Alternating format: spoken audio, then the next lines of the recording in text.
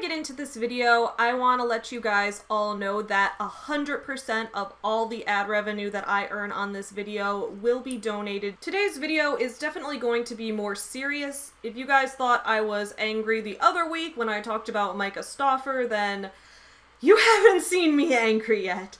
I hope all of you will stick around for the full video because there is a lot going on here and it's not easy or quick to explain. If this were a simple issue that could be resolved with one simple soundbite, then we wouldn't be here. So I want everyone to stay through this whole video, especially those of you who have been in my comment section telling me that you think these protests are unnecessary.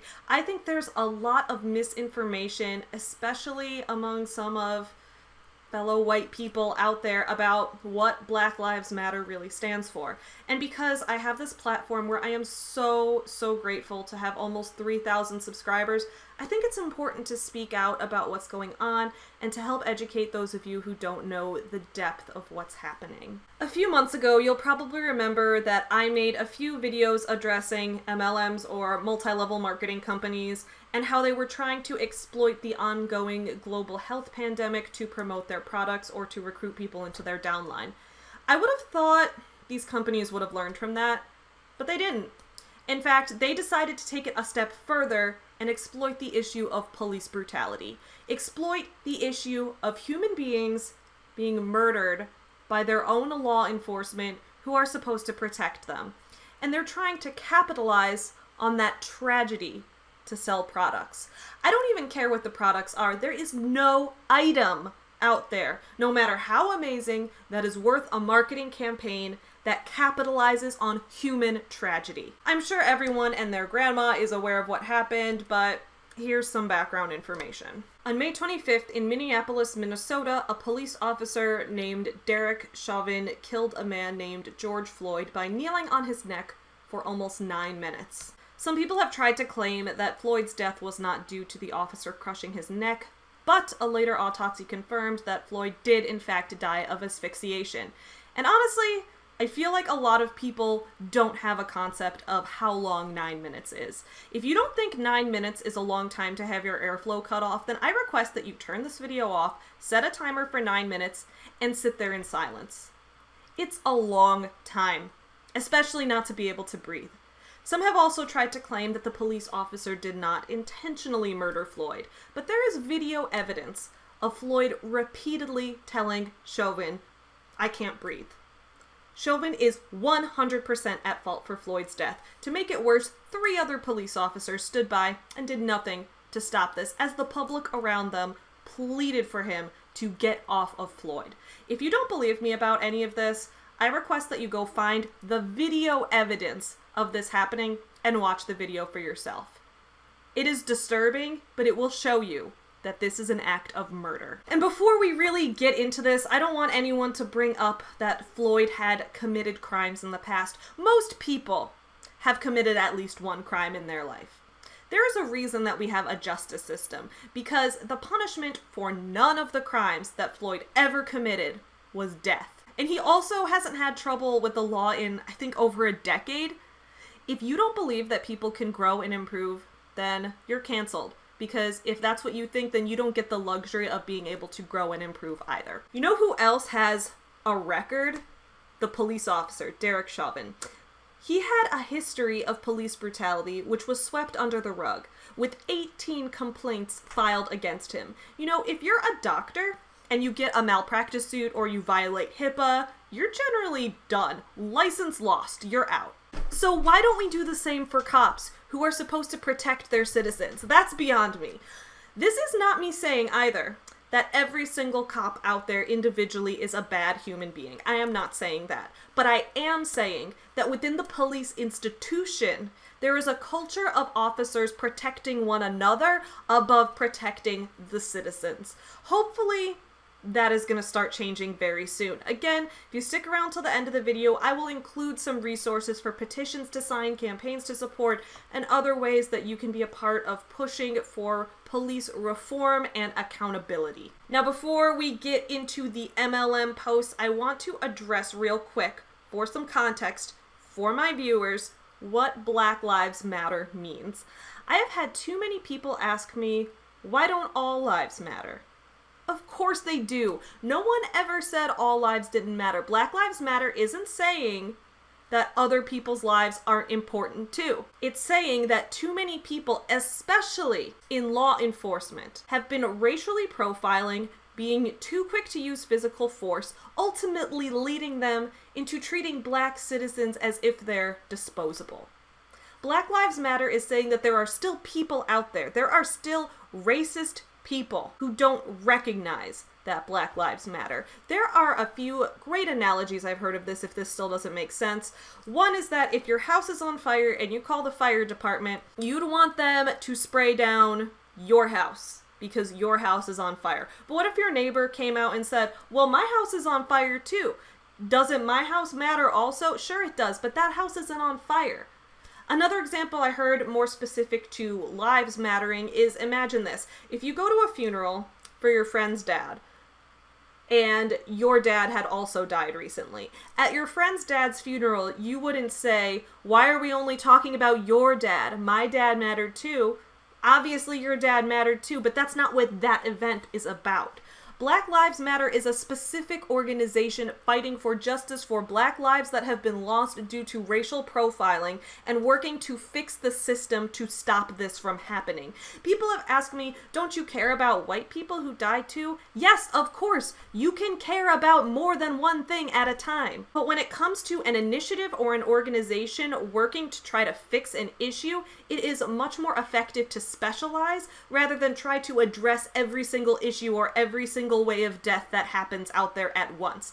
You wouldn't go up to an organization like this and say, well, why aren't you working to save deaths from cancer? Because there are already cancer organizations working for that. Black Lives Matter is specifically working to end racial profiling and police brutality that results from it. It's important to look at why these tragedies are happening, not just what happened. Why are black people regularly victims of police brutality? Well, some former police officers during this time have kind of come out and talked about the fact that racial profiling during their careers, even subconsciously, was a regular part of their police culture.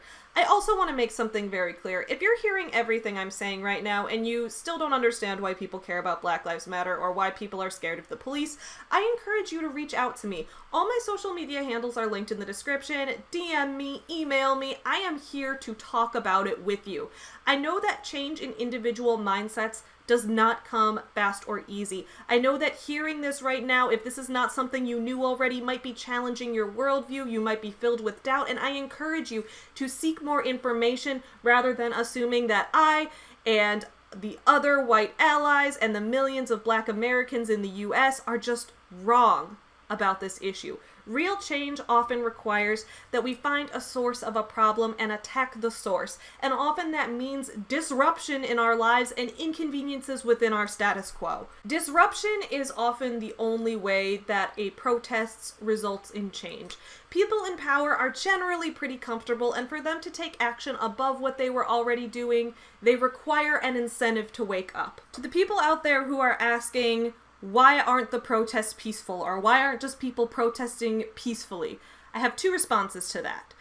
First, number one, people are protesting peacefully. I was at a protest in Chicago the other week, and it was all people holding signs and marching down the block. I've also seen videos, pictures, and heard stories from my friends about people who were just marching with signs, even people with their hands up, still having police officers meet them with tear gas or rubber bullets, which, by the way, rubber bullets are not entirely rubber. People have been getting their heads fractured from these bullets. So there are many peaceful protesters out there, and they're still being met with violence in return. At what point do they get afforded the permission to defend themselves physically? And second, number two, peaceful protests have been going on for years, and nothing has changed. One obvious example is NFL star Colin Kaepernick. He knelt during the national anthem rather than standing for it, and people got offended. A lot of people said he was disrespecting America. Kaepernick even outlined specifically in multiple interviews that what he was doing was an act of peaceful protest, that he was kneeling the way you do for an injury Because America was injured. Because America's law enforcement wasn't treating its citizens, especially its black citizens, with respect. Kaepernick even clarified that he asked military veterans for the most respectful way to protest so that he could still show them respect for their sacrifices. Multiple veterans told him to take a knee. So he did. And people still got mad at him. People still refused to hear what he was saying. A lot of times when someone isn't listening, you have to get louder. And that's not me saying that it's okay for people who are taking advantage of the situation. We have many people in the streets trying to act out their aggression, burn things down, etc. But there is ample evidence that a lot of the violence happening at these protests is being instigated by police officers. Anyway, speaking of people taking advantage of the situation, let's talk about some disgusting multi-level marketing companies. While I was working on this video, I actually saw 2 other videos on this topic, so I'll link them in the description below. The first is by fellow anti-MLM YouTuber Margaret Angel, who I think was the first to make a video on this topic. Her video is wonderful, and I highly recommend you watch it. The second one is from my friend Monica, who runs the Facebook group Anti-MLM by an ex-Hunbot. Some of the posts I'll be discussing were found in her Facebook group. So what first inspired me to make this video was when I was sent a video on Twitter by one of my fellow subscribers. This subscriber is Danielle Mamaril. She is an awesome teenage author. I highly recommend you check out the podcast interview I did with her about life as a teen author. She's great. She sent this to me being like, what is happening? And when I saw this, it was just kind of compounding on top of other posts that I'd kind of seen happening and was like, what is going on here? And I'm like, no, we need to speak out about this. So here is the video that she sent me on Twitter. Hi guys, happy Friday. I know with everything going on in the world right now, we're all trying to figure out what we can do and how we can help be a change and just, you know, the different areas, what role we're going to play and what that looks like. And I think it's different for everyone. And I'm actually super excited because Beachbody just came out with this amazing 6-week high. Hi guys. Okay. So this woman is in this video being like, what did she say again? Happy Friday. I know with everything going on in the world right now, we're all trying to figure out what we can do and how. With everything going on in the world right now, we're trying to figure out what we can do. Well, there are 2 major things going on in the world right now. 1, people in America trying to protest to put an end to police brutality, especially based on racism. And 2, a global worldwide pandemic that is killing people. So those are the two everything going on in the world. That is everything going on in the world. I don't think you could pretty much say anything else is going on in the world but those things. And I mean that from an American perspective. This woman seems to be American, so everything going on in the world to her means those 2 things, okay?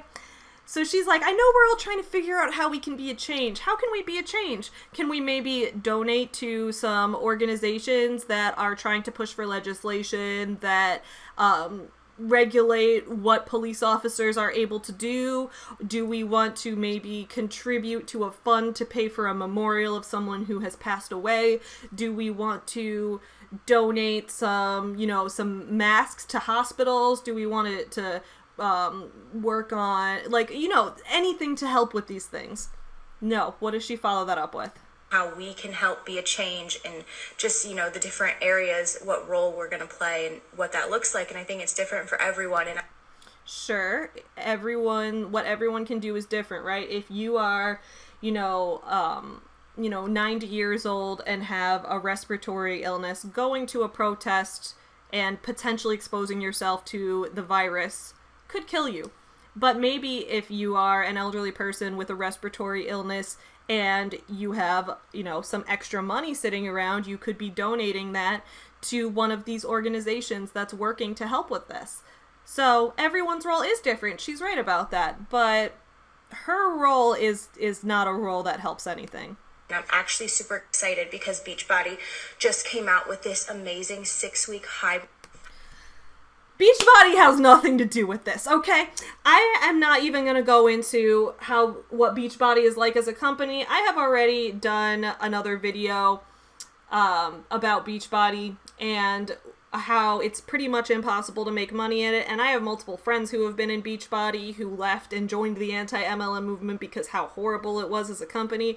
So Beachbody is not going to help anything going on in the world, and as we go through some of these posts, we're going to see that Beachbody is probably actually behaving the worst. And it's hard to say who's being the worst. So next we're going to take a look at a post that I found on the anti-MLM subreddit, and this one is about Arbonne. If you guys don't know much about Arbonne, I've linked up in the cards the video that I did about reacting to Rachel Hollis's Arbonne speech, and there I pretty clearly break down the income disclosure statement from Arbonne. I talk about how it's pretty impossible to make money, and I break down some of the cult tactics that Arbonne kind of uses to manipulate people to staying in.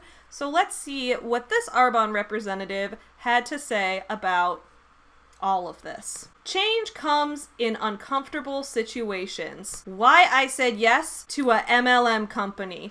Excuse me? To everyone who's been watching this video the whole way through, earlier on, I mentioned that change can be uncomfortable, right? That if we want to make real progress in the world, that is often going to come from us having to step outside of what is comfortable. That is going to happen with us having to make sacrifices. Maybe sacrificing some money, sacrificing some time, sacrificing, the security that we had felt with a situation that needs to change. So she's using that concept of change comes in uncomfortable situations and making it why I said yes to an MLM company. The reason I say that I think this one is probably the least awful, it's still awful, I'd say least awful, because I can give this woman the benefit of the doubt and think that maybe she was saying change comes in situations and wasn't trying to, she wasn't actually trying to refer to that. Maybe it was an accidental thing. Even if it's accidental, though, I recommend you guys watch Monica's video, because she said it best, not about this post, but about a lot of these posts, that it's tone deaf, right?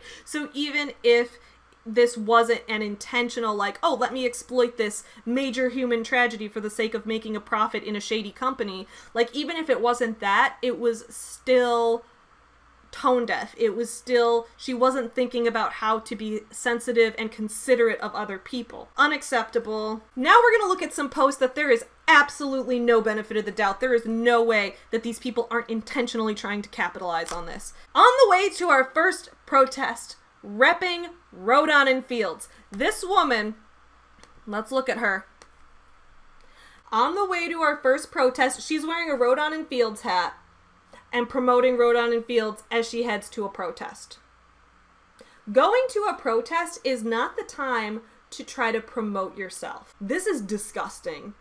This is disgusting. I'm going to be saying that they're all disgusting. Some of these I might even have to give a warning for. That one is bad. On the topic of trying to capitalize at a protest, here was, somebody had uploaded to the subreddit. This was a live video, and one person's comment, they made a live video of what's going on at the protest, and someone commented a link to their Facebook paparazzi group on the live video of the protest. There are people out there who are getting arrested, who are dealing with the police because they've been identified at these protests. And somebody who documented this, who tried to document what was going on for the sake of having evidence if they needed it, somebody decided to use that space to link to their MLM Facebook group. Unacceptable. Unacceptable. I'm nauseous with this one. If you guys haven't realized, these are kind of, at least from my perspective, increasing in severity. So this one, I've been in a heavy-hearted place recently, and not just for the obvious reasons.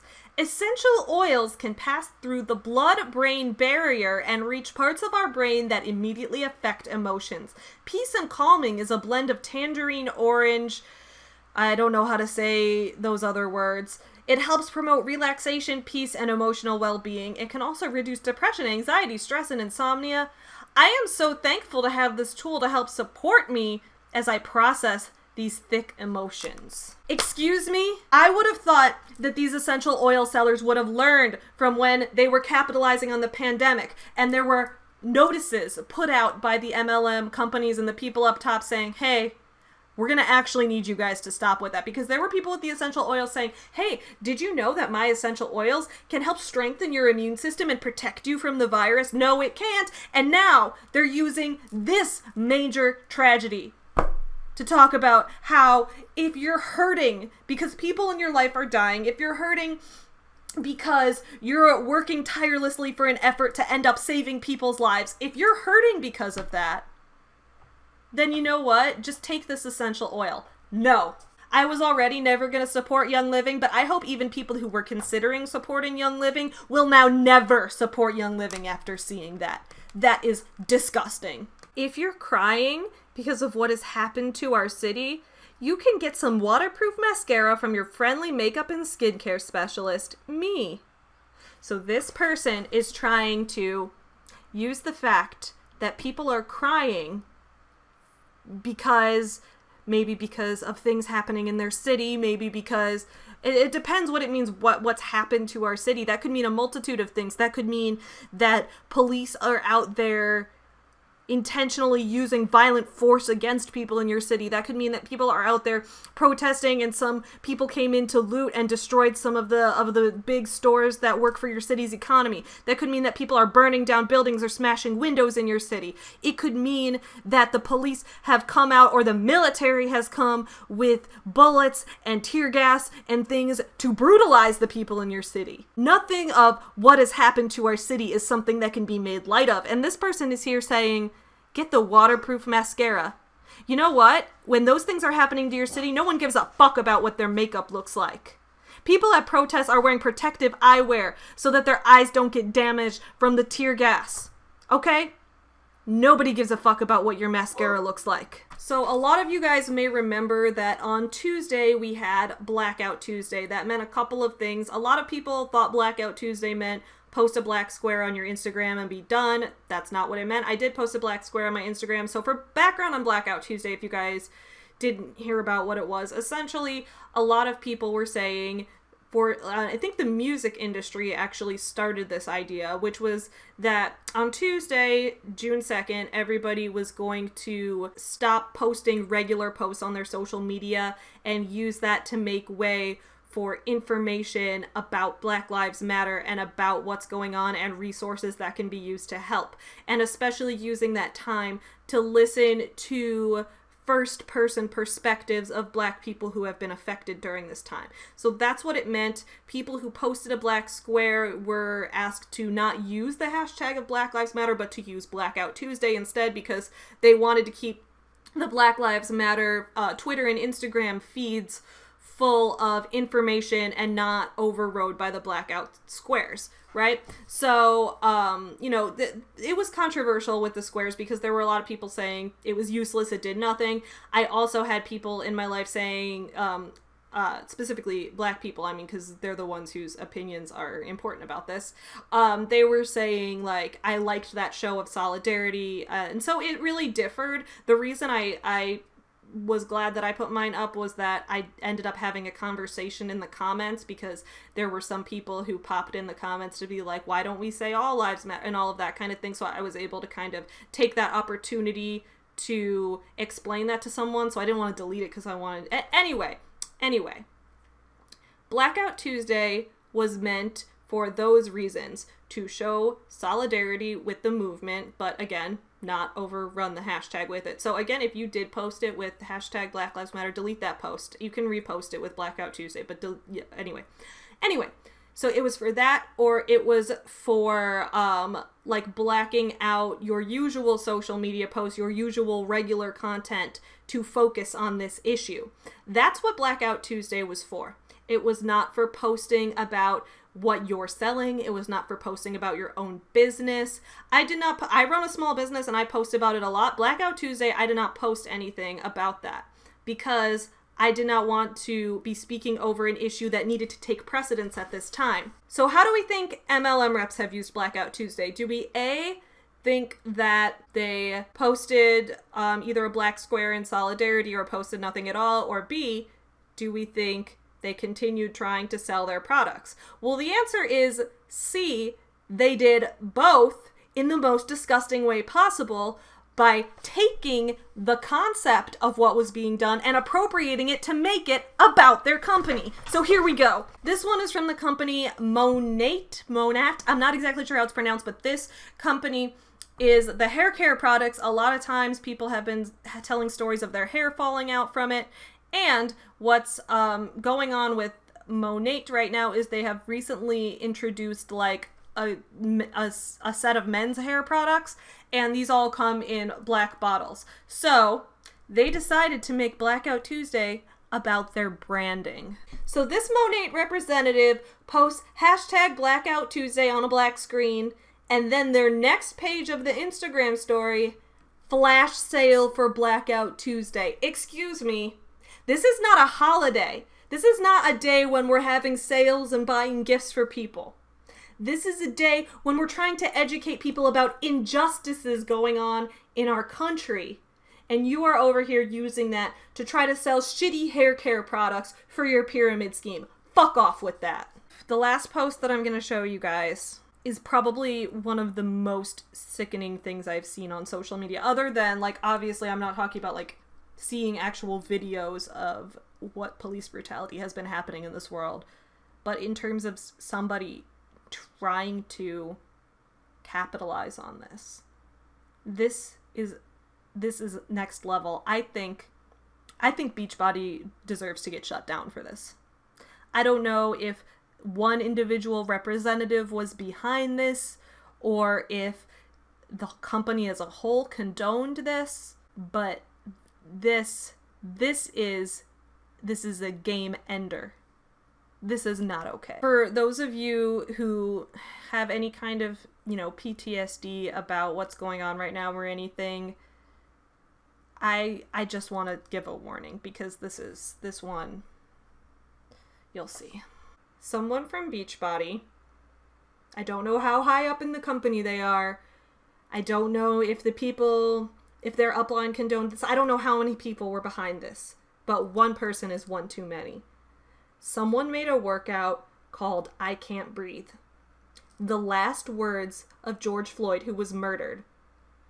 The words that he was saying to try to get the police officer to get off of his neck. The words he was saying to try to stop his own murder, to try to save his own life. He said, I can't breathe. And someone made a workout called I Can't Breathe. And then on top of that, they have the audacity to say, in remembrance of George Floyd, please sit in silence and meditate for 8 minutes and 46 seconds to understand this gravity of what this workout means. This isn't just another workout.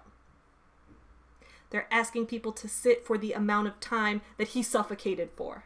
At the beginning of this video, I encouraged people, if you didn't think that that was a long time, to spend that amount of time just sitting there and just to see how long it is to understand. That's not what this is asking. Maybe that's what they intended, but this is beyond tone deaf. This is evil. They're trying to sell an MLM workout by naming it after someone who was... I have no words. I have nothing I can say that you're not already thinking. That's horrifying. If you guys see multi-level marketing representatives in your life acting this way, trying to capitalize on human tragedy to sell products or to recruit into their downline, if you see that, call it out.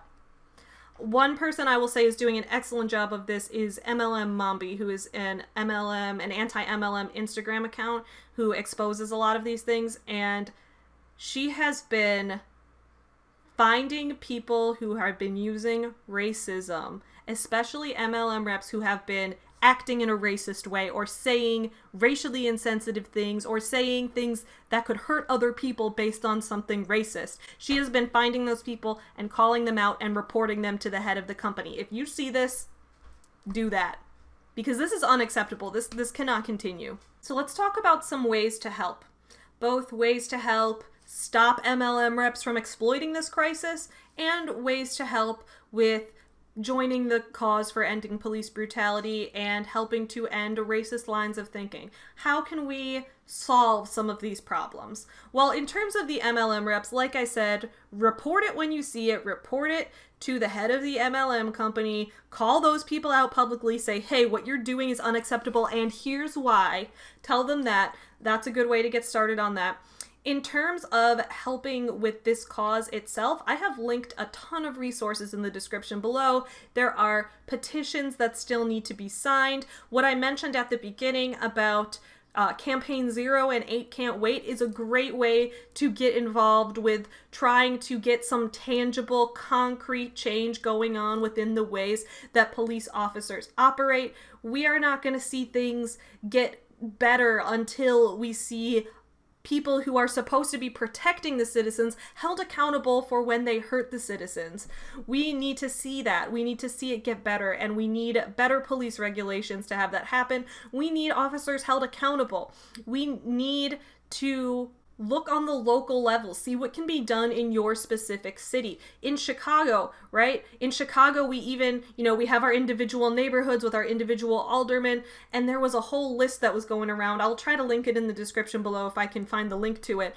But there was a thing going around about, getting a, civilian police community council kind of thing together to work on holding police officers within your own neighborhood accountable as well. And there were, contact information to call your alderman and all of that. I sent an email to the alderman of my ward where I live. I sent that yesterday. That kind of thing. You can contact people. You can also donate money. There are tons of places that need money donated.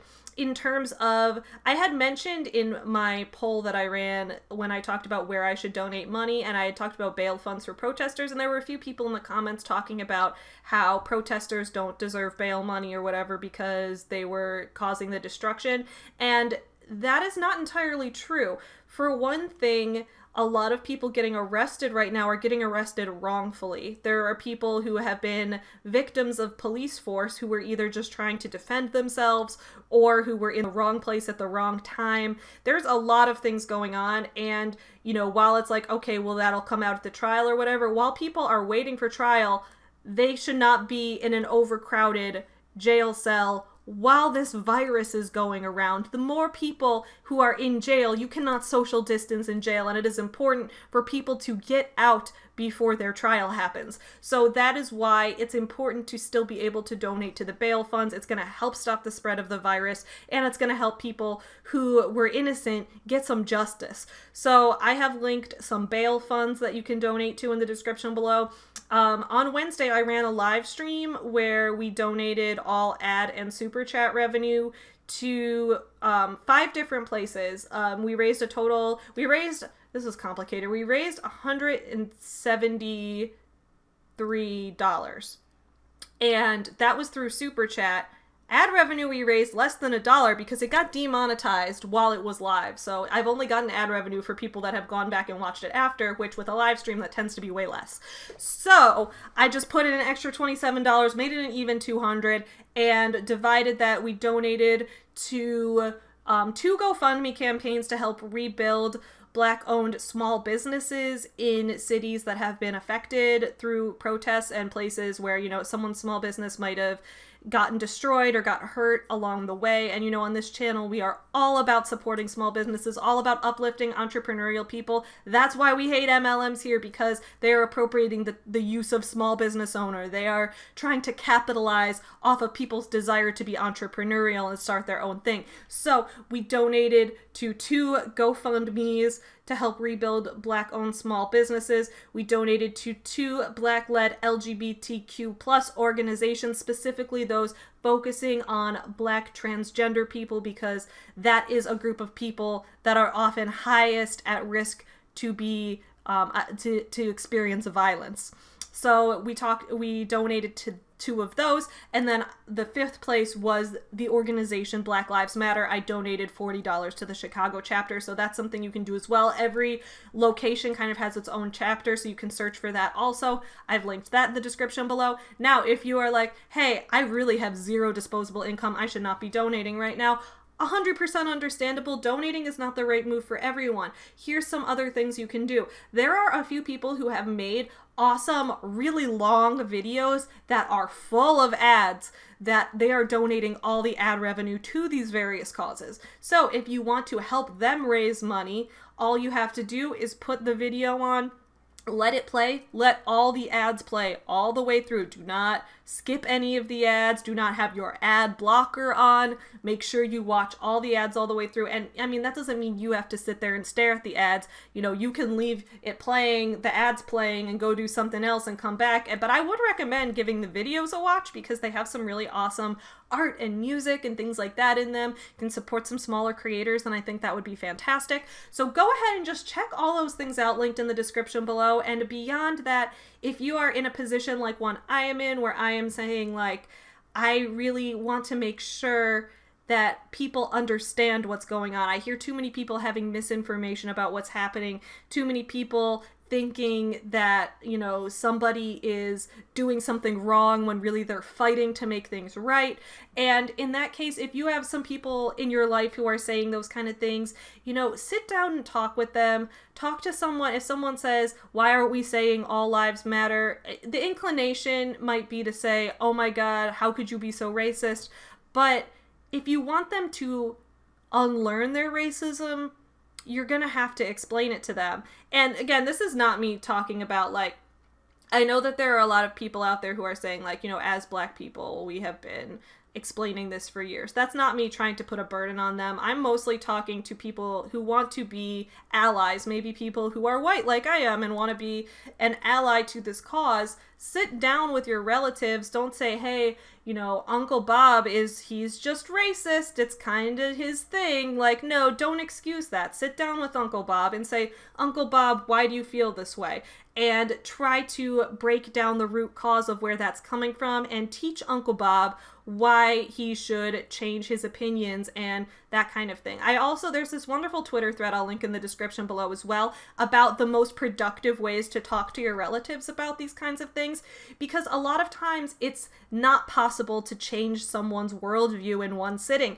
There are people who, you know, this is so new to them, and that's not an excuse, that's not excusable for their behavior, but they're not going to be able to have like come out of one conversation and say, wow, whoa, everything is different. I didn't even realize, like, you know, a lot of times it takes more than that. So it's about kind of identifying where somebody's mindset is right now and what information they can process so that it can be most productive.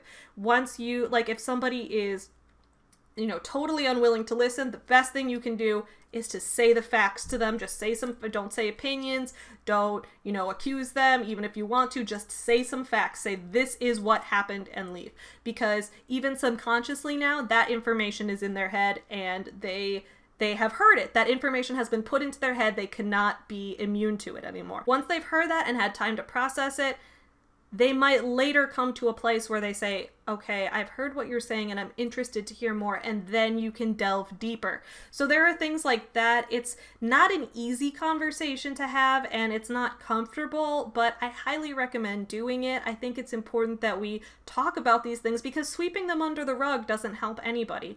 I know especially when the 2016 election happened, which, good Lord, when that happened, a lot of people were out here like, if you voted for Trump, unfriend me, block me, whatever. You guys know I hate Donald Trump. I didn't vote for him. I'm not going to vote for him this time. I could go on and on and on about how horrible he has been for our country. But if you have, you know, an uncle or aunt or grandma or somebody in your life who voted for Trump and you said, you know what, I'm blocking them. I can't deal with them in my life because of this. Maybe it's time to unblock them and sit down with them and try to see if you can move their opinions in a more progressive direction. Because I know a lot of times it's easy to say, talking to people doesn't work. That doesn't work. But I've seen firsthand, I've seen it work. I have seen it work with people in my life. I've seen people in my family even, relatives I've had, who a few years ago would have said, why don't we say all lives matter, who now are very supportive of the Black Lives Matter cause. I've seen people in my family who, you know, would have defended a cop for anything they did because they think cops are the best citizens, they think cops are amazing, to now saying that's unacceptable. A cop should never be treating a citizen that way, and being against the cops who are doing that and trying to fight for legislation that cops should always have a body camera, that there should always be evidence. I've seen people have their beliefs change when they have new information and new things presented to them. I think it was Will Smith who said recently, racism is not getting worse, it's just getting filmed. And because of the way that we're often taught things in school and the way we learn things, like you hear the phrase history's taught by the winners, that's kind of what happens. We'll be in a history class and hear, you know, slavery happened back in the day, but then we ended it and things were better. The civil rights movement happened because things were very racist back then, but you know what? Now things have changed and they're better. And because of that mindset of we learned something in the past and we treat it like you know, this was a struggle we overcame rather than an ongoing situation, we often don't think about how things might still be affecting people. So it's important to recognize that these things are still going on. It's important to think about, you know, how people back then might have felt who were on the wrong side of history, and to kind of look at yourself and say, am I having any of those inclinations that those people might have had within the context of my own time period? Again, I know that this is a very, very serious subject, and if any of you want to talk to me more about this, please do. I have always been someone who thinks it's important to have these kind of discussions. I have always been someone who says my comment section is open to everyone. I don't like to delete comments. I don't like to turn commenting off. I'm someone who says comments are open to everyone because we need to have these discussions. And if someone says something horrifying in my comment section, well, that is an opportunity for me to explain to them why what they said was unacceptable. That is an opportunity for someone to learn something and to become a better person over time. So feel free to comment with your thoughts. Feel free to DM me with your thoughts. Email me, send me a tweet, send me an Instagram message, whatever you want. I want to talk about this because people have not talked about it for too long, and because we didn't talk about it, it's not getting any better. Let me know what you guys thought about this video in the comments below. I will see you guys all again soon. In the meantime, don't forget to support small businesses, and don't forget to support important causes. Don't forget to support justice. Bye, everyone.